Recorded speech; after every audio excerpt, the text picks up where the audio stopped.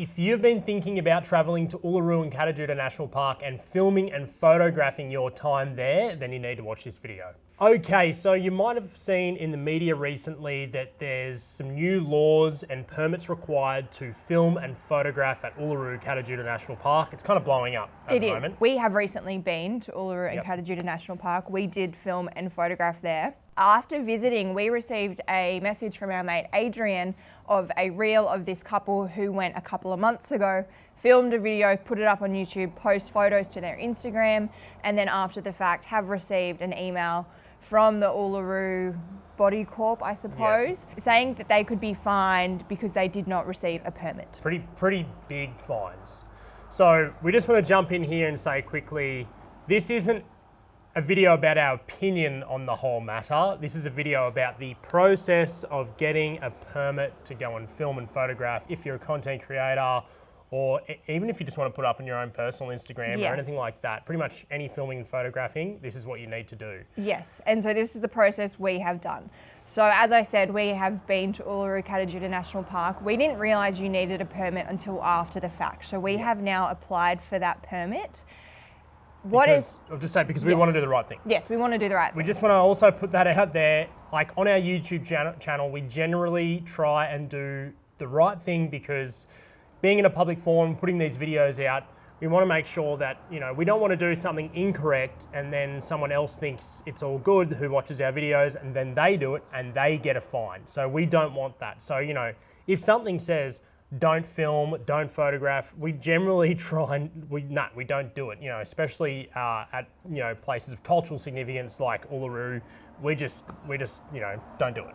Yes. So, and I just also want to point, I'm sort of just getting like the legals out of the way, you know, like covering all our bases. Also, what we're going to be saying here, we might get little things wrong. We are trying to get the facts as right as possible. Do your own research. Go and read the media guidelines and statements, which we will link it below. Yeah, we'll link it below. There's videos. So go and do your own research. Watch it all if you want to do it first. All right, I think we've covered our bases and we're not going to get cancelled or sued. Perfect. So I'll just tell you our process. So we did go to the national park without realising we needed a permit. So after the fact, we have now applied for that permit. What you need to do if you are planning on going to Uluru is get the permit before you go. So you need to go to the uluru.gov.au website. We'll list all of these websites down below. On that website page, there is a tab for permits. Click on that, then there is another link that will take you to an additional website to apply for your photography and filming permit. Now, you need a permit for film, photo, sound. If you want to, you know, take photos to then do art after the fact, you need to apply for a permit for everything. It is $250 per day. Costs money. $250 per day for per day for filming, and $20 per day for photography. So lucky for us, we're in the area for about 2 days, but we only went into the national park for 1 day. So $270 for us to pay for this permit. So we applied for the permit after the fact. We sent off the email. We then received an email back saying we're really confused on the dates because the dates have passed. We explained our situation, that we've done it the wrong way around, but we still want to post a YouTube video. Yeah, hence and we want to do the right thing. Yes. So when we put our permit in, there was a 14-day wait for videography to be approved. Yep. There's now a 28-day wait for your video to be reviewed. Yep. They are spending the time and they watched our whole video through. All credit to them. Yeah. There is actually people there who are genuinely watching the videos through, and it was a pretty detailed email. And they had screenshots and little circles of the areas we shouldn't have filmed, or, you know, and again, as I said, we try to do it right, but it's actually quite surprising. Like, some of the videos were probably 10 kilometers away from the rock, and they're like, nah, there's a sacred site which you can see there down at the corner, and you're like, oh, okay. We didn't know. So we've removed all of those shots. We're all good. If you remove shots and re-put shots back in, they stayed in the video that you then have to get it reapproved. We'll just remove the shots. Yep. Happy days. We'll be able to post the video. Yep. I mean, also, I don't know, we didn't know as well, because going into the park, there really isn't any signs up at the moment saying, like, if you want to post this to social media, you need to get it checked first. And I mean, geez, one video was in the morning when we were at the sunrise viewing area. I reckon there would have been 200, 300 people at this viewing area. I've actually got a video of like Instagram versus reality. And just like everyone had a camera. So I don't know how they're going to enforce this. It's going to be like a big job, but geez, they could be sending a lot of fines. They're sending so many.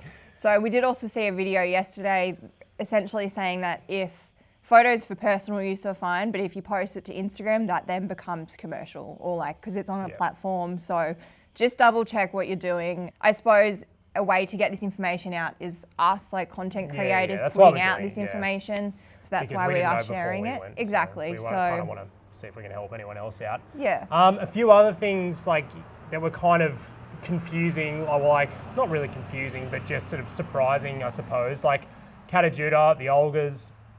There's multiple domes. You can, like, you know, there's rules like you can film it and photograph it if all the domes are in focus, yeah. If one dome is in it and not the other one, no good.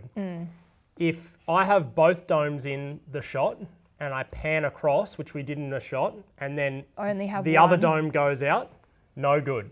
So there is some sort of like... technicalities. Like, you know... I'm not going to worry about even finding out, or like, you know, why. You know, that's kind of not the point. I don't know. It's just, you just got to be mindful of it when you're doing it. And yeah, looking back at our video, we're like, oh, no, there we go. We accidentally did that. So without knowing. So also, if you do apply for a permit before you go, we received in an email that you then, once arriving to Uluru-Kata Tjuta National Park, you will then go into a media briefing. We were sent all of these videos and the media guide via email, but there's videos online. The media booklet is 40 pages long, and through those videos, which we watched last night, it explains, you know, the filming of the domes at Kata Tjuta. Things like that, which you will get the permit before going and filming, and then learn in the media briefing before you actually get out and do your filming. So that would be good in that sense, that you would know exactly what you can and can't shoot, where you can and can't shoot, and things like that. How much does the National Parks pass for us? Then it was, someone said $38, but I'm pretty sure we paid near like $80. 50, yeah, it was nearly $80 each.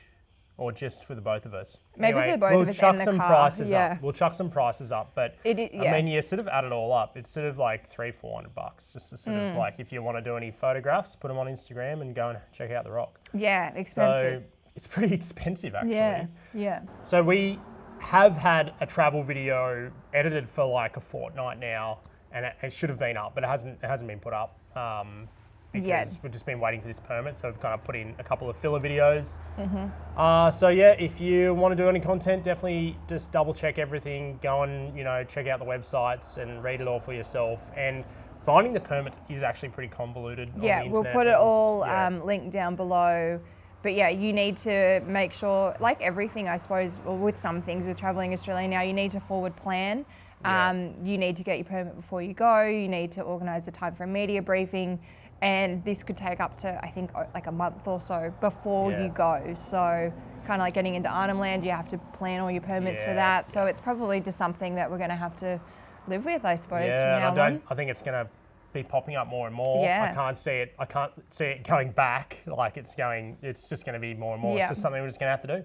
So in saying that, Uluru is amazing. We had the best time there. It was so special going back. It is the best. It is one of the best things. And it's, as we sort of said in the video, it's one of those things that you see it on TV, you see it online all the time, but it's a really special place. And it's one of those things that you see in real life and you go, oh, that is actually incredible. So the video will be coming out next week, hopefully. It's a really good one. Anything else? I think that's it. All right. Do your own research, and we just wanted to bring this out. So there's been a lot of bad information about, you know, this permit system. We just wanted to say it's all right. You just need to go through the process, but make sure you do the right thing. If not, these areas will shut. Yeah. Okay. Cool. Well, we'll see you next Thursday for another upload. Yep. See you soon. Bye.